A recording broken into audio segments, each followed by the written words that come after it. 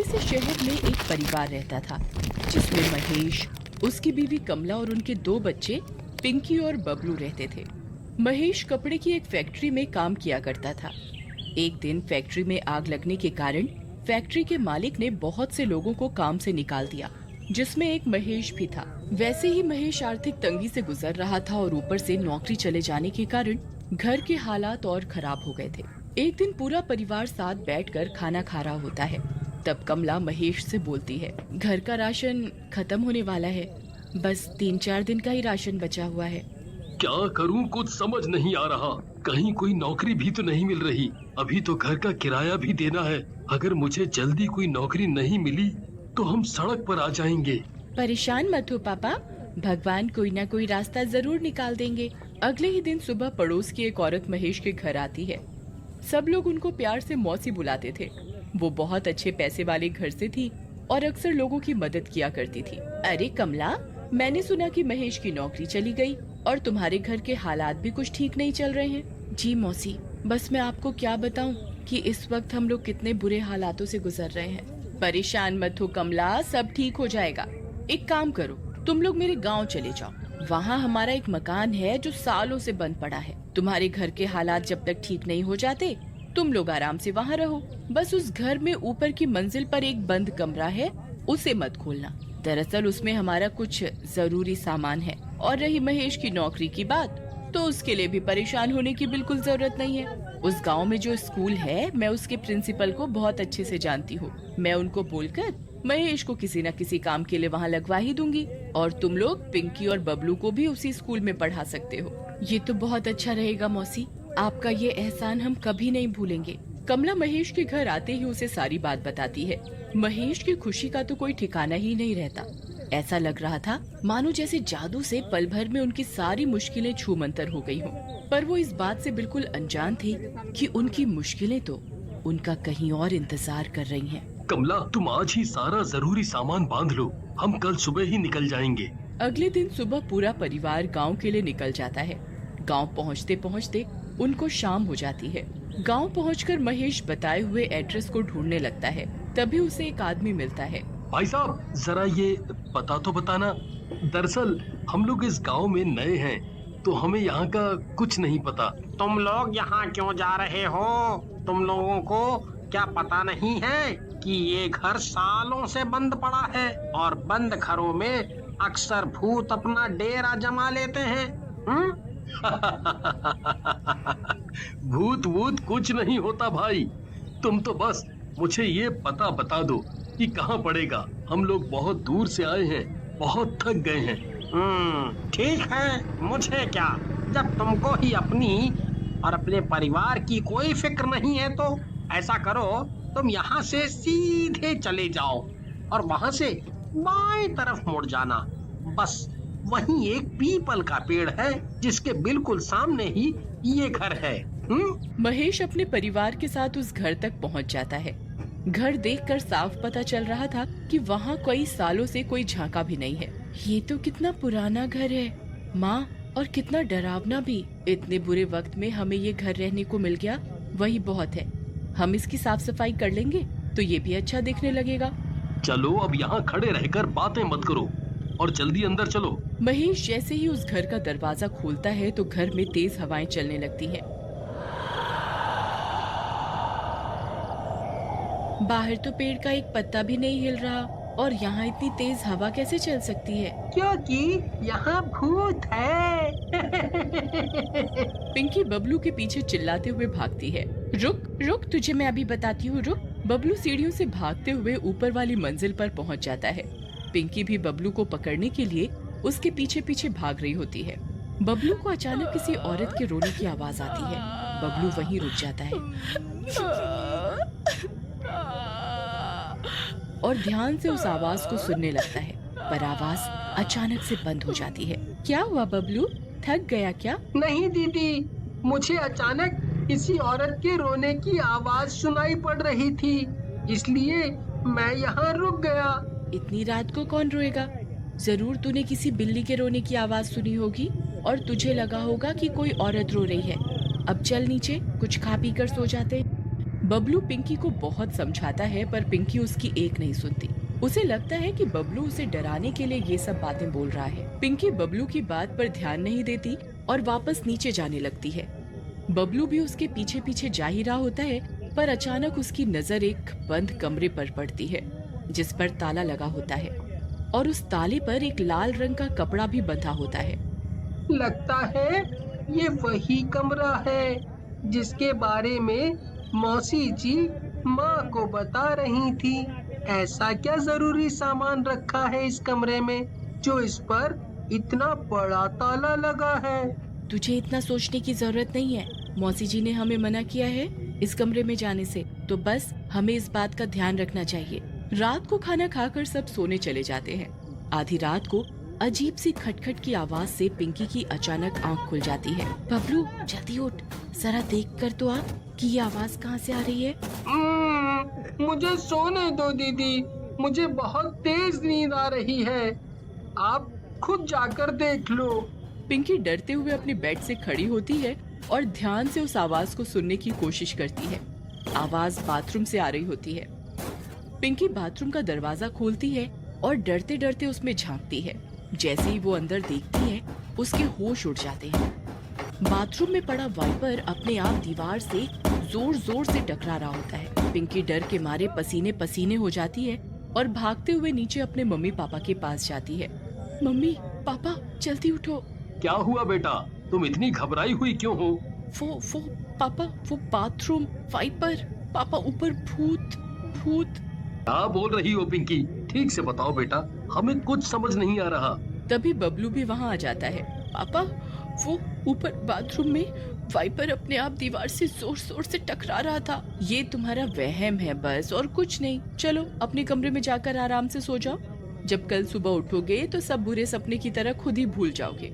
पिंकी और बबलू अपने कमरे में सोने चले जाते हैं। 2-3 दिन तक सब कुछ ठीक रहता है पर अचानक एक रात पिंकी को किसी के रोने की आवाज आती है। वो उठकर कमरे के बाहर जाकर देखती है तो बाहर कोई नहीं होता पर रोने की आवाज अभी भी आ रही होती है। पिंकी थोड़ा और ध्यान से सुनती है तो उसे वो आवाज उस बंद पड़े कमरे के अंदर से सुनाई देती है। जैसे ही पिंकी दरवाजे से कान लगाकर और ध्यान से सुनने की कोशिश करती है, आवाज अचानक से बंद हो जाती है। पिंकी डर कर अपने कमरे में भाग जाती है पर रात भर वो उस बंद कमरे के बारे में सोचती रहती है। पिंकी जब सुबह उठती है तो उसे लगता है जैसे रात को जो कुछ भी हुआ वो सब उसका वहम था और वो इस बारे में किसी को नहीं बताती। एक दिन बबलू उस बंद कमरे के बाहर बॉल से खेल रहा होता है। वो उस कमरे में झांकने की कोशिश करता है पर कुछ दिखाई नहीं देता। रात को जब सब सो रहे होते हैं तब बबलू के दिमाग में वो बंद कमरा घूम रहा होता है। वो उस बंद कमरे के बाहर जाता है। मैं इस ताले को कैसे खोलूं? मैं कुछ देखता हूँ जिससे मैं ये ताला तोड़ सकूं। बबलू जल्दी से एक हथौड़ी ढूंढ कर लाता है और उस ताले को तोड़ देता है। जैसे ही वो उस कमरे की कुंडी खोलता है उसे पीछे से किसी के आने की आवाज आती है। दरअसल पिंकी हथौड़ी की आवाज से उठकर बाहर आ जाती है। कौन है यहाँ? कौन है यहाँ? ये ताला किसने तोड़ा? ये जरूर बबलू का काम है। वो अपने बिस्तर पर भी नहीं था। पिंकी से रहा नहीं जाता और वो कमरे के दरवाजे को खोलकर अंदर झांकती है। उसको तभी एक झटका सा लगता है जैसे उसके अंदर किसी की आत्मा घुस गई हो। पिंकी को बहुत अजीब सा महसूस होता है और वो अपने कमरे में जाकर सो जाती है। अगले दिन सुबह उठते ही महेश अपनी नौकरी के सिलसिले में सुबह ही घर से निकल जाता है।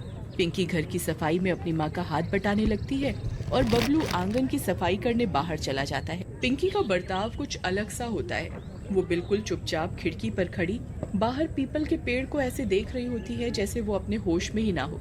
पिंकी, तू वहाँ खड़ी क्या देख रही है? चल जल्दी से मेरे साथ काम करवा। पिंकी कमला की आवाज सुनकर एकदम होश में आती है। उस दिन से पिंकी कभी कभी अजीब बर्ताव करने लगी थी। वो अक्सर उस पीपल के पेड़ को देखती रहती थी। एक दिन पिंकी अपने कमरे में लगे शीशे को एक कपड़े से साफ कर रही होती है। तभी उसे शीशे में एक चुड़ैल अपने पीछे खड़ी हुई दिखाई देती है। पिंकी जैसे ही पीछे मुड़ती है तो वहाँ कोई नहीं होता।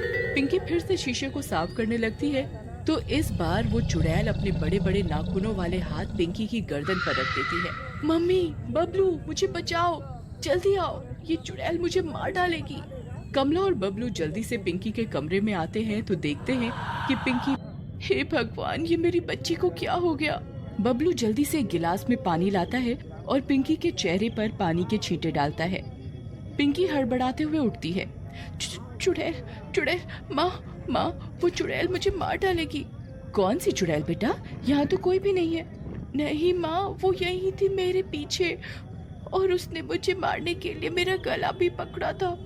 उसके बहुत लंबे लंबे नाखून थे और वो बहुत डरावनी थी माँ। कमला पिंकी की हालत देखकर बहुत परेशान हो जाती है। वो मन ही मन सोचती है कि शायद उसकी बेटी को किसी की बुरी नजर लग गई है, पर अचानक कमला की नजर पिंकी की गर्दन पर पड़ती है। पिंकी की गर्दन पर ऐसे निशान पड़े थे मानो जैसे किसी ने नाखूनों से उसकी गर्दन खुरच दी हो।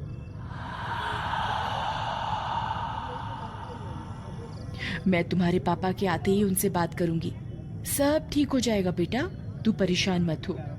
शाम को महेश के आते ही कमला उसे सारी बात बताती है। ऐसा करते हैं, हम लोग कल मंदिर चलते हैं। वहाँ जाकर हम पिंकी को झाड़ा लगवा देंगे। अगले दिन सुबह सुबह सब मंदिर जाने के लिए तैयार हो जाते हैं। मंदिर जाकर पिंकी फिर से अजीब बर्ताव करने लगती है और मंदिर के अंदर जाने से मना करने लगती है। मुझे नहीं जाना अंदर, तुम लोग जाओ, मैं यहाँ बाहर ही ठीक हूँ। ऐसा नहीं करते बेटा, मंदिर जाने से कभी मना नहीं किया करते। मैंने जब बोल दिया कि मुझे अंदर नहीं जाना तो फालतू की जिद क्यों कर रही हो? महेश और कमला पिंकी को पकड़कर जबरदस्ती मंदिर के अंदर ले जाते हैं। मुझे छोड़ दो, मुझे जाने दो। पिंकी भगवान की मूर्ति के सामने आकर एकदम चुप हो जाती है। देखिए ना पंडित जी, हमारी बेटी को क्या हो गया है? आजकल बहुत अजीब बर्ताव करने लगी है। आज तो मंदिर में भी आने से मना कर रही थी। परेशान मत हो, मैं तुमको ये धागा दे रहा हूँ। इस धागे को इसके गले में बांध दो, ये बिल्कुल ठीक हो जाएगी। कमला पिंकी के गले में धागा बांध देती है और सब वापस घर आ जाते हैं। कुछ दिन पिंकी बिल्कुल ठीक रहती है, पर अचानक एक दिन उसका धागा बाल काटते वक्त कंघी से टूट जाता है और पिंकी फिर से अजीब बर्ताव करने लगती है। एक रात जब सब सो रहे होते हैं तो नीचे मंजिल से कुछ गिरने की आवाज आती है।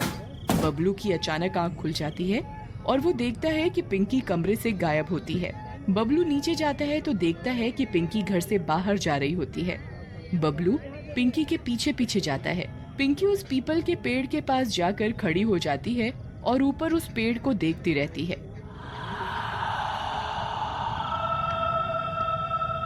दीदी, तुम इतनी रात को यहाँ क्या कर रही हो? पिंकी बबलू की बात न सुनकर बस उसी पेड़ को घूरती रहती है। दीदी, मैं कब से आपको देख रहा हूँ, आप मेरी बात क्यों नहीं सुन रही? पिंकी तुरंत बबलू की तरफ पलटती है। ऐसा लगता है जैसे पिंकी अभी होश में आई हो। मैं यहाँ कैसे आई? मुझे कुछ याद नहीं। लगता है आप नींद में चलकर यहाँ तक आ गईं। चलो अब घर चलकर सोते हैं, बहुत रात हो रही है। पिंकी और बबलू अपने कमरे में जाकर सो जाते हैं। अगली सुबह सब बैठकर नाश्ता कर रहे होते हैं। मुझे आज स्कूल के प्रिंसिपल ने बुलाया है। इतने दिन से स्कूल के चक्कर काट रहा हूँ, पर लगता है आज मेरी नौकरी पक्की हो जाएगी। मैं आज पिंकी और बबलू के एडमिशन की भी बात कर लूँगा। चलो अच्छा है, भगवान सब अच्छा करे। महेश स्कूल चला जाता है। कमला और पिंकी किचन में और बबलू बाहर खेलने चला जाता है। कमला किचन में सब्जी काट रही होती है और पिंकी आटा गूंथ रही होती है। सब्जी काटते काटते अचानक कमला का हाथ कट जाता है और उसके हाथ से खून बहने लगता है। पिंकी खून देखते ही फटाफट आटा छोड़कर कमला का हाथ पकड़कर खून चूसने लगती है। बस बस बेटा, जरा सा कटा है, मैं हाथ धो लूंगी तो खून बहना बंद हो जाएगा। पिंकी कमला का हाथ नहीं छोड़ती और उसका खून चूसती रहती है। कमला को पिंकी का ये बर्ताव बहुत अजीब लगता है और अचानक तभी कमला की नजर पिंकी की गर्दन पर जाती है। पिंकी का धागा गायब होता है। पिंकी, तुम्हारा धागा कहाँ गया? पिंकी कमला की बात न सुनकर बस उसके खून को चूस रही होती है। कमला पिंकी को पीछे की तरफ धक्का देकर हटा देती है। पागल हो गई हो क्या? क्या हुआ मम्मी? अरे आपको ये चोट कब लगी? आपका तो खून बह रहा है, जल्दी से पानी से इसे धो लो। कुछ नहीं, बस सब्जी काटते वक्त शाम होते ही महेश घर आता है। उसके हाथ में एक मिठाई का डिब्बा होता है। कमला, पिंकी, बबलू, कहाँ हो तुम सब? जल्दी आओ, तुमको एक खुशखबरी देनी है। सब लोग महेश की आवाज सुनकर आ जाते हैं। क्या हुआ, इतना शोर क्यों कर रहे हो? और ये आपके हाथ में क्या है? आज मैं बहुत खुश हूँ। मेरी नौकरी स्कूल में पक्की हो गई है। मैंने पिंकी और बबलू के एडमिशन के लिए भी उसी स्कूल में बात कर ली है। और ये देखो, मैं तुम सब के लिए मिठाई भी लाया हूँ। पिंकी मिठाई का डिब्बा देखकर उस पर झपट पड़ती है और पागलों की तरह मिठाई खाने लगती है। सब लोग पिंकी को ऐसे मिठाई खाते देख हैरान हो जाते हैं। पिंकी, तुम पागल हो गई हो क्या? चलो ये मिठाई का डिब्बा मुझे दो। पिंकी की आंखें बिल्कुल लाल हो जाती हैं और वो गुस्से से कमला की तरफ देखती है। कमला डर जाती है और पिंकी को मिठाई खाने देती है। पिंकी पल भर में ही पूरा डिब्बा खा जाती है। महेश और कमला समझ जाते हैं कि पिंकी पर किसी चुड़ैल का साया है। वो अगले ही दिन गांव के एक तांत्रिक के पास जाता है। आप जल्दी मेरे घर चलो। मेरी बेटी किसी चुड़ैल के कब्जे में है, आप उसे बचा लो। चिंता मत कर बेटा, मैंने अच्छी चुड़ैलों को ठीक किया है। ओम ह्रीं क्लीं चामुंडाय नमः। ओम ह्रीं क्लीं चामुंडाय नमः। पिंकी लाल आंखों से तांत्रिक को घूरती है।